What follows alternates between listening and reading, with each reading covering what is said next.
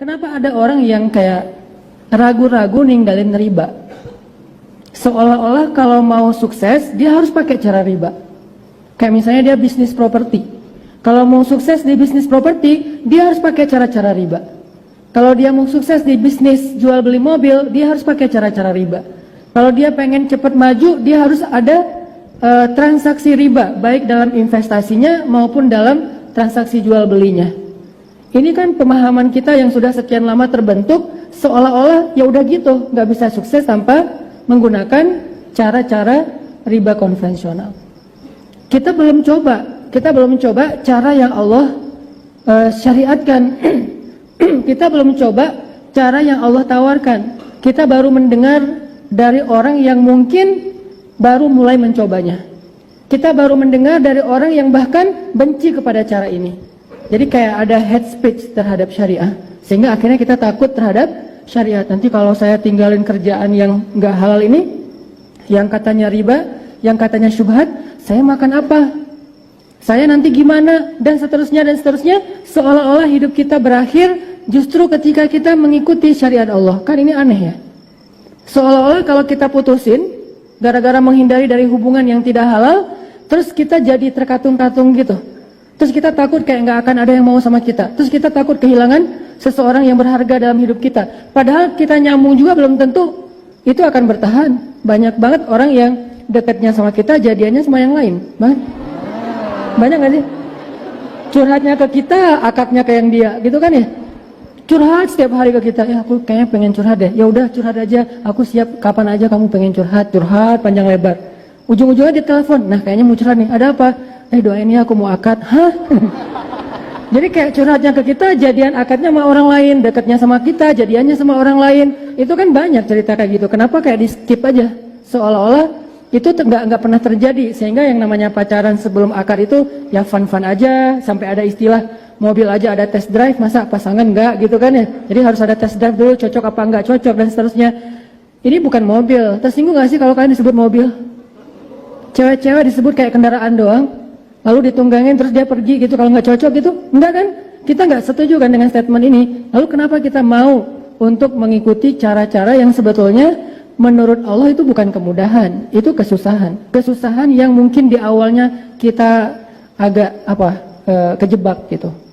Kesusahannya nanti di akhir nyesel, akhirnya nyari tower, pengen loncat, atau nyari tebing yang paling tinggi. Pengen apa Ustaz? Pengen cliff dive sih. Cliff dive itu olahraga air tapi modelnya loncat dari ketinggian gitu kan, cliff diver. Dan yang paling pro tuh yang baru diputusin, itu pro banget. Kok bisa gitu Ustaz? Ya dia diving nggak muncul-muncul lagi. Nah ini artinya teman-teman, kita belum coba aja cara yang Allah tawarkan dengan istiqomah, dengan konsisten. Coba deh, ini saya bandingin aja antara riba versi manusia sama riba versi agama. Kan di dalam Islam juga ada riba. Ustadz baru dengar saya di dalam Islam ada riba. Ada. Di dalam Islam ada riba, di luar Islam ada riba. Tapi beda prakteknya. Kalau riba yang nggak boleh, yang di luar Islam, itu yang kita udah ngerti lah. Transaksi riba itu kan banyak banget ya, modelnya, variannya kayak gitu-gitu. Sekarang kita lihat riba versi Islam. Yang mana sih riba versi Islam dan lebih bagus? Sedekah. Sedekah itu riba versi Islam banget. Kok bisa Ustadz menyimpulkan kalau sedekah itu riba? Memang kayak gitu bahasa Al-Qur'annya. Coba buka lagi deh di juz ketiga Al-Baqarah. Yamhaqullahu riba wa yurbis sadaqat. Allah menghapus riba dan meribakan sedekah. Ya gitu teksnya. Menghapus riba, meribakan sedekah. Yurbi itu kan verb dari riba.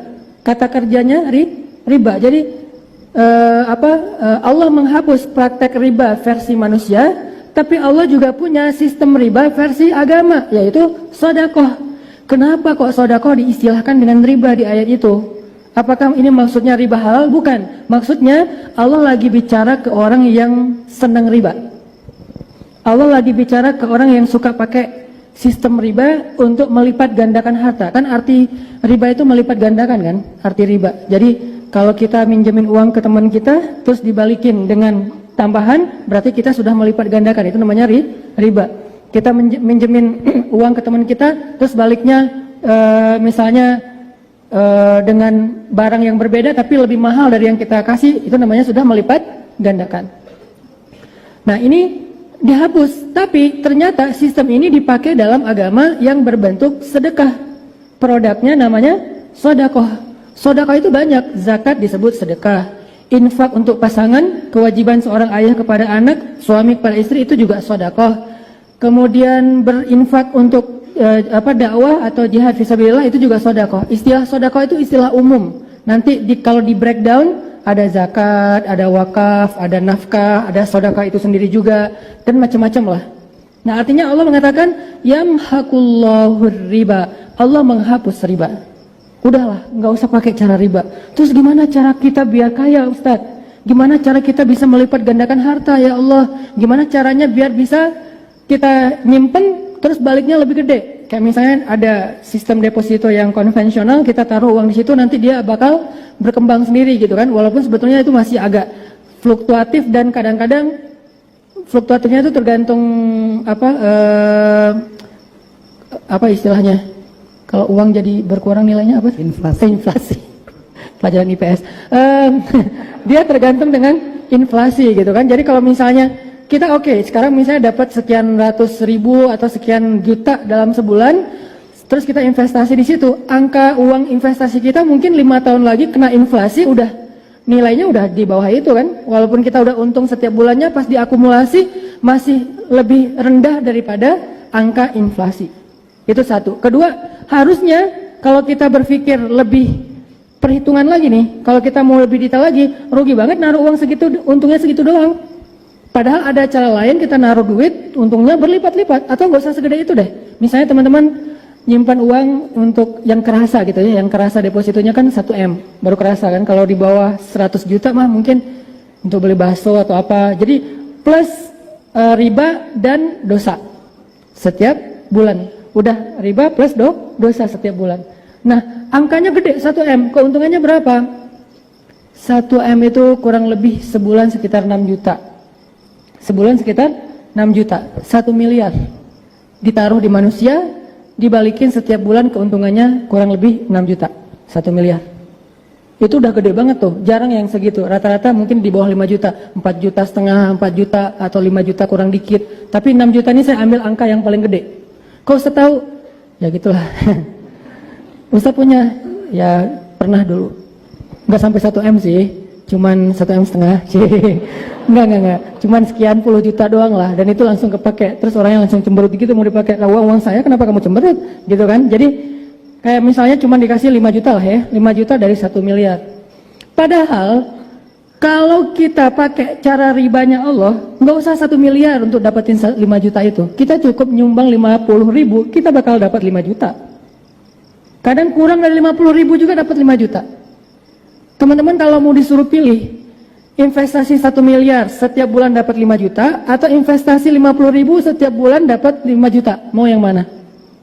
Ya iyalah, usah masa milih, ya pastilah 50 ribu kan, atau lebih, nggak usah terlalu jauh deh, biar kita nggak kaget. Investasi 5 juta dapat 5 juta, atau investasi 1 miliar dapat 5 juta? Pilih yang mana? Sekarang udah nggak masalah dengan angka 1-2 kan, udah aman ya? Udah beres kan? Sekarang kita pilih, jangan pilih angkanya, pilih nilainya.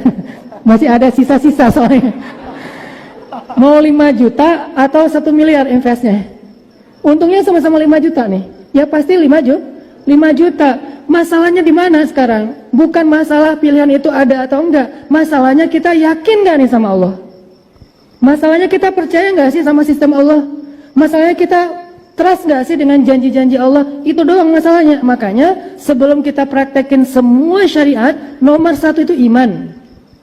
Sebelum kita bicara tentang syariat, tentang rukun Islam, tentang ibadah, tentang akhlak, tentang muamalah, nomor 1-nya iman. Percaya nggak sama Allah? Saya nggak mau membahas iman dari angle rububiyah, uluhiyah, asma, sifat. Itu mah materi kampus, dan saya juga belajar itu dulu. Cuman nggak mau dibahas itu. Kenapa? Bukan karena nggak ngerti.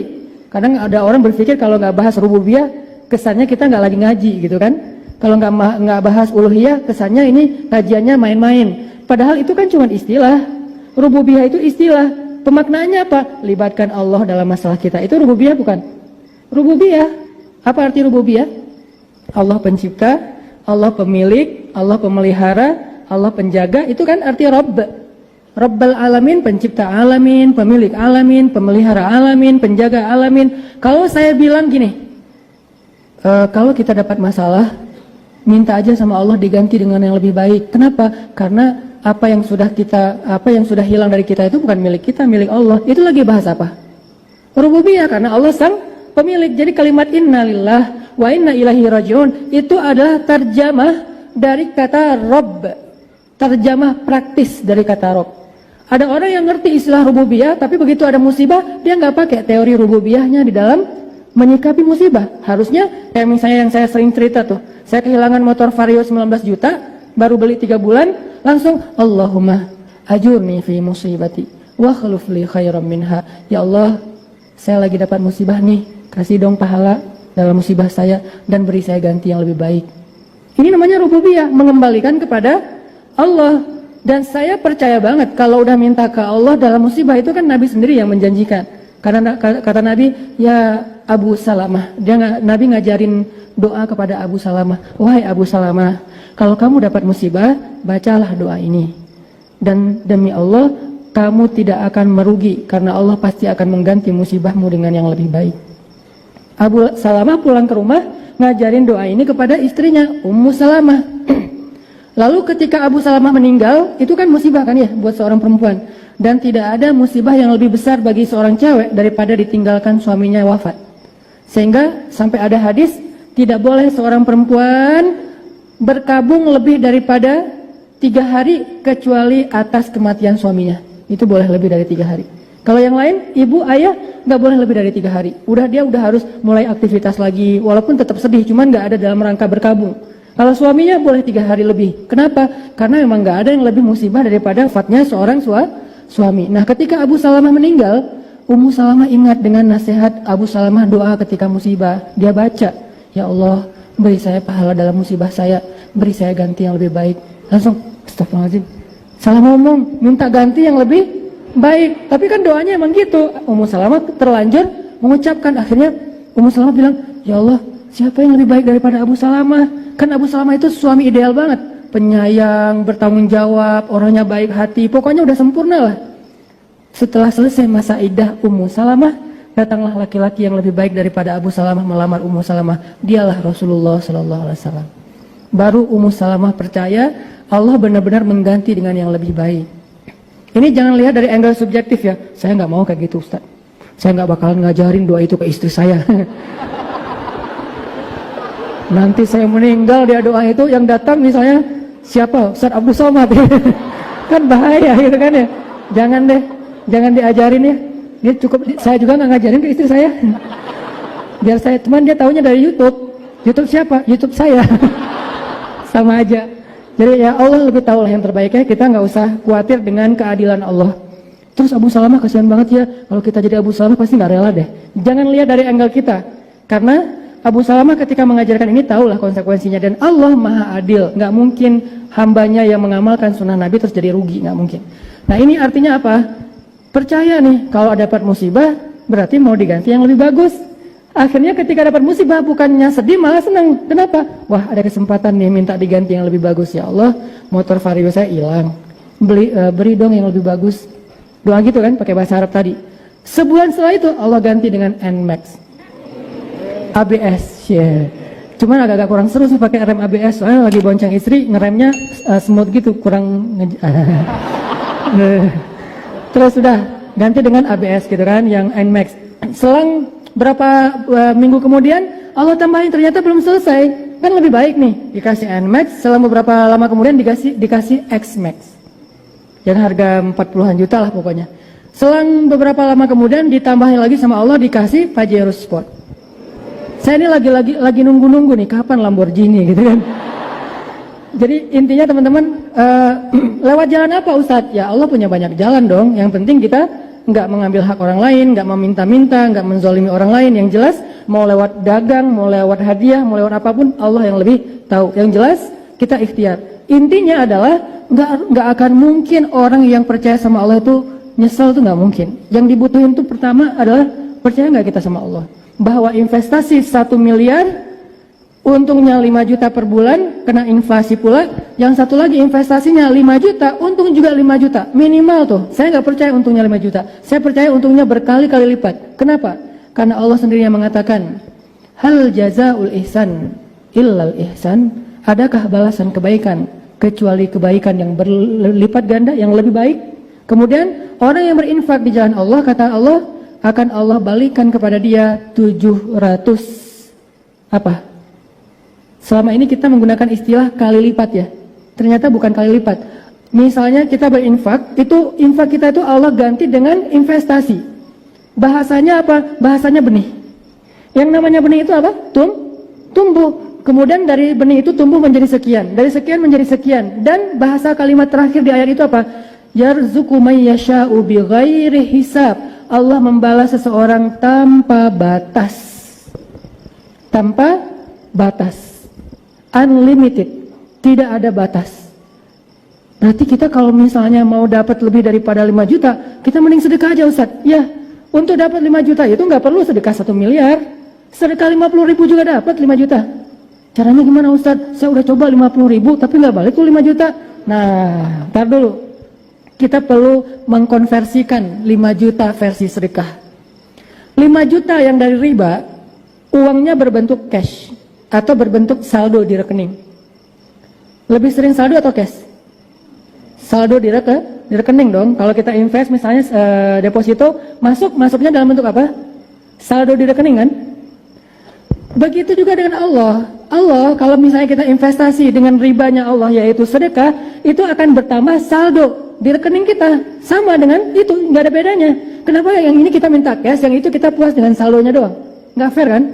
Yang di bank asal muncul angkanya kita merasa udah dapet. Yang di sini kalau belum ada cashnya kita ngerasa ditipu sama Allah. Ini nggak fair nih. Kalau itu ngasihnya angka di saldo, ini juga boleh dong ngasih angka di saldo. Masalahnya saldonya ada di mana? Saldonya disimpan di sebuah buku yang terjaga, namanya Lauhul Mahfuz. Namanya Lauhul Mahfuz. Lembaran, lauh itu artinya lembaran. Lauh jamaknya alwah. Lembaran yang mahfuz, yang terjaga, tersimpan. Nggak ada yang boleh nambah kurangin angkanya. Nggak ada yang boleh coret-coret. Nggak ada yang bisa nge-crack atau nge-hack. Benar-benar mahfuz, terjaga. Wah, tapi kan nggak bisa dipakai. Bisa, sama dengan saldo di rekening bank kita. Kalau kita pengen pakai, tinggal gesek. Kalau kita pengen pakai, tinggal apa misalnya? Tinggal transfer online banking kayak gitu. Nah, yang ini gimana caranya? Lebih gampang lagi. Kita nggak perlu bawa kartu kemana-mana. Yang kemudian nanti tiba-tiba kartu kita gara-gara sering dekat dengan handphone jadi nggak berfungsi lagi, atau pas digesek ternyata udah banyak baret-baret, dimainin sama anak, digigit sama bayi, akhirnya kebanyakan gigit-gigitan, akhirnya nggak berfungsi lagi gitu kan, susah ngejaga kartunya. Kalau ini nggak perlu pakai kartu. Terus cara ngecairinnya gimana? Minta sama Allah, ya Allah, kan kemarin ada tuh duit saya 5 juta. Ini bahasa perbankan ya, tapi nanti dalam doa teksnya berubah. Ya Allah, kan kemarin ada duit saya 5 juta, saya lagi butuh nih, mau beli ini, Allah cairkan. Dan cara Allah mencairkannya tidak selalu langsung uangnya dikasih ke kita terus kita bayar ke orang, nggak kayak gitu. Sama kayak kita belanja di mall, kita pegang uang nggak kalau pakai kartu? Nggak pegang uang, kita cuma ngasih kartu, si mbaknya digesek di kasir, udah gitu keluar angka, beres. Kita nggak pegang uang sama sekali kan? Dan dengan Allah juga kayak gitu, nggak harus kita pegang uang cashnya. Yang penting hajat kita terpenuhi. Cara Allah bayar gimana? Allah membayar dengan banyak cara. Allah balik-balikan hati manusia. Tiba-tiba ada orang yang mau belanja ke dagangan kita, bisa. Tiba-tiba ada orang yang mau hadiahin kita, bisa. Tiba-tiba ada orang yang mau ngajak kita berbisnis yang untungnya berlipat ganda tapi effort kita kecil sebetulnya, bisa. Banyak cara. Yang jelas hajat kita terpenuhi. Sebetulnya itu kita lagi beli kayak tadi nih. Saya dapat hadiah NMAX dari teman saya, dan saya nggak pernah ngomong saya kehilangan vario. Kalau gitu kayak kasihan gitu kan, aku kehilangan vario loh, tapi aku udah doa kok sama Allah. Ngomong ke orangnya biar dia, oh ya Ustadz, saya juga nggak mau bikin Allah malu sama Ustadz. Udah deh, saya kasih aja NMAX biar Ustadz makin yakin sama Allah. Ini kayak main-main kan? Saya nggak ngomong ke dia kok, cuma seminggu jaraknya dari hilang vario dapat NMAX. Saya nggak ngomong ke dia saya hilang vario, tiba-tiba, dan saya waktu hilang vario itu langsung kebayang NMAX hitam. Kenapa? Karena saya senang boncengin anak-anak, terus pengen yang bagasinya bisa masuk lemari gitu kan, yang gede gitu kan. Masuk helm, masuk barang, males banget kan tenteng-tenteng gitu kan. Habis belanja di Alfamart, belanja gitu kan ya, kayak malu gitu, taruh aja di dalam bagasi. NMAX black on black. Oke, hitam gitu ya. warna lain nggak mau. Udah minta gitu kan, terus minta sama Allah. Tiba-tiba orangnya kayak, alhamdulillah Ustadz, saya baru dapat rezeki, saya pengen hadiahin Ustadz motor. NMAX mau nggak Ustadz? Ya terserah sih. Padahal emang itu yang dari kemarin dipengenin kan. Ya terserah aja deh, saya juga alhamdulillah hadiah, masa saya harus minta yang spesifik. Oh ya udah, Ustadz senangnya warna apa? Bebas aja. Ya udah yang hitam aja ya Ustadz, kayaknya yang bagus tuh warnanya hitam. Oh ya nggak apa-apa. Padahal dalam hati, wah wih gitu kan. Nah itulah Allah ya. Jadi maksudnya duit saya tuh nggak saya ambil secara cash, tapi Allah langsung bayarin kepada orang itu dalam bahasa Allah jadikan hati dia itu sayang kepada kita. Allah munculkan rasa kasih dan sayang ataupun cinta di dalam hati hambanya. Dia dapat apa? Dia juga gitu lagi tuh, berkembang terus. Itu tuh kayak sistem marketing yang dahsyat, berkembang, dan dia nggak akan selesai. Dia ngasih ke kita, Allah ngasih lebih banyak lagi ke dia. Lewat siapa? Lewat orang lain. Orang lain itu gitu terus aja muter dan unlimited.